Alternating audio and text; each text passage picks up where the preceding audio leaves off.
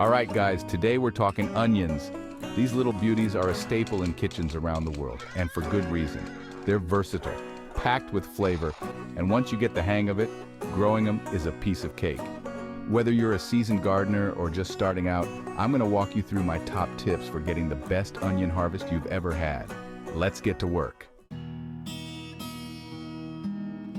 Right, first things first, you've got to pick the right onion for the job. It's like choosing the right tool for the job. There are loads of different varieties out there, and they all have different strengths. Some are better suited to cooler climates, others thrive in the heat. Think about your local climate, the amount of sunlight your garden gets, and the type of soil you have. Do a bit of research. Ask at your local garden center. They're brilliant, and choose a variety that's going to be happy in your neck of the woods. Trust me, it makes a world of difference. Now, you've got two main types, short day and long day onions. Short day onions, they're your go-to if you live in the southern states, where the days are shorter during the growing season. Long day onions, they're perfect for you folks up north, where those summer days just stretch on forever. And then you've got your red onions, your white onions, your yellow onions, each with their own unique flavor profile. Red onions, they're a bit sharper, great for salads and salsas. White onions, they're a bit milder, perfect for dicing up and using in sauces. Yellow onions, they're the all-rounders, brilliant for cooking just about anything. Now, before you even think about popping those onions in the ground, we got to give them a good foundation. Onions, they love a good, loose, well-drained soil. So get your hands dirty and dig in some organic matter like compost or well-rotted manure. This is going to add nutrients, improve drainage, and give those roots something to really grab onto. And don't forget about the pH onions. They prefer a slightly acidic soil, somewhere around 6 to 6.8. You can test your soil with a simple kit from the garden center. If it's a bit too alkaline, you can add some sulfur to bring it down. Once you've got the soil sorted, give it a good rake, breaking up any big clumps and leveling it out. You want a nice, smooth surface for those onions to sit on. This is all about giving those onions the best possible start in life. A bit of effort now is going to pay off big time when you're harvesting those big, juicy onions later on. Okay, let's get these onions in the ground. Now, we're not talking about burying them deep down here.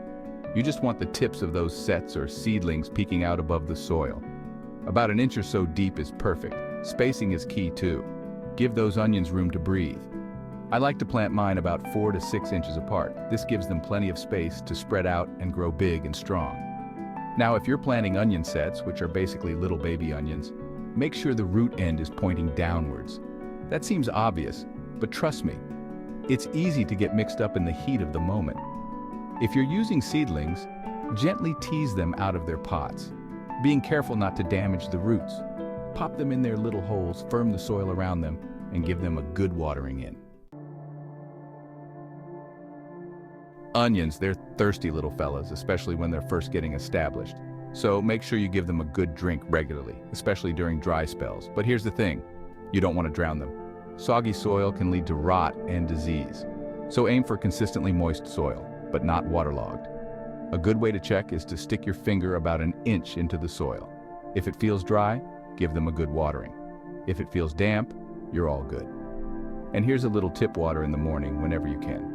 This gives the foliage time to dry out during the day, which helps prevent fungal diseases. Now, to help those onions grow big and strong, we got to give them a bit of a boost. A balanced fertilizer, something with equal parts nitrogen, phosphorus, and potassium, is just the ticket. Give them a feed a few weeks after planting, and then again every month or so throughout the growing season. You can either sprinkle granular fertilizer around the base of the plants, or use a liquid feed. Just be careful not to over-fertilize. It can do more harm than good. If you're not sure, it's always best to err on the side of caution. And remember, healthy soil means healthy plants. So keep adding that compost or manure throughout the season to keep those nutrient levels topped up. Weeds, they're the enemy.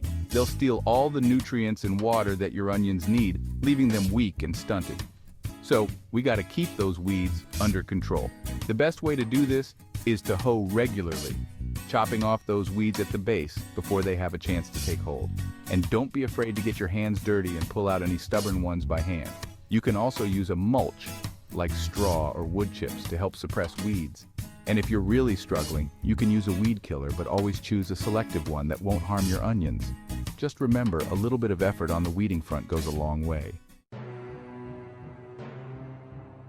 Now, unfortunately, onions aren't immune to pests and diseases. But don't worry, with a bit of vigilance and know-how, you can keep those problems at bay. Keep an eye out for any signs of trouble, like yellowing leaves, stunted growth, or holes in the foliage. If you spot anything suspicious, identify the culprit and take action quickly. There are lots of natural remedies you can use to deter pests, like companion planting with herbs like rosemary and thyme. And you can use insecticidal soap or neem oil to deal with any infestations. For diseases, prevention is key. Make sure you're not overwatering, and rotate your crops each year to prevent the buildup of soil-borne diseases. And if all else fails, there are always fungicides and pesticides available, but always use them as a last resort. Mulch, it's like a magic blanket for your soil. It keeps the moisture in, suppresses weeds, and even helps regulate soil temperature. For onions, a good layer of mulch is like giving them a VIP upgrade. There are loads of different types of mulch you can use: straw, wood chips, shredded bark, even grass clippings. Just make sure you apply it after the soil is warmed up in the spring. Spread a good couple of inches of mulch around the base of your onion plants, being careful not to pile it up against the stems. This will create a nice protective barrier that will keep those onions happy and healthy.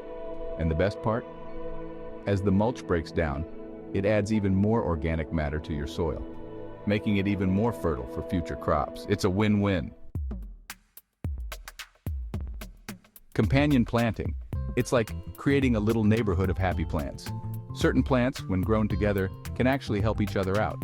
They can deter pests, attract beneficial insects, and even improve growth. For onions, there are a few great companion planting options. Carrots, for example, help deter onion flies, while chamomile can actually improve the flavor of your onions. Summer savory is another great one, as it repels bean beetles, which can also be a problem for onions. And if you're growing tomatoes, planting some basil nearby can help keep both plants healthy and pest-free. So, get creative with your planting. Experiment with different combinations and see what works best in your garden. Now, for the moment we've all been waiting for harvest time. Knowing when your onions are ready to be picked is all about observation. Keep an eye on those tops. When they start to yellow and flop over, that's your cue that those onions are ready to come out of the ground. Gently loosen the soil around the base of the onions with a fork and carefully lift them out. If the weather's dry, you can leave them on the surface of the soil for a few days to dry out a bit. If it's wet, you can bring them inside to a well-ventilated area to dry. Once they're cured, you can trim off the tops and store them in a cool, dark place. And there you have it, a bumper crop of homegrown onions, ready to add flavor to all your culinary creations. So there you have it, my top tips for growing onions that are going to blow your socks off. Remember, choose the right variety, give them a good foundation, keep them watered and fed, and don't let those weeds get the upper hand. With a bit of love and attention, you'll be harvesting those big juicy onions in no time. And trust me, there's nothing quite like the taste of homegrown produce. So, get out there, get your hands dirty, and get growing. Happy gardening.